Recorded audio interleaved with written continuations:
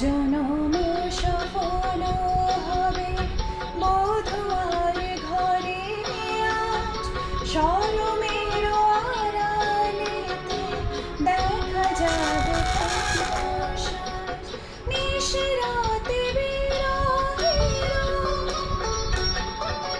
নিশিরাতে বিরহের বাঁশি ওরে কে বাজায় ভালোবেসে কেন বধূ আজ শুধু কেঁদে যায় সেধে সেধে কেন তুমি মরণ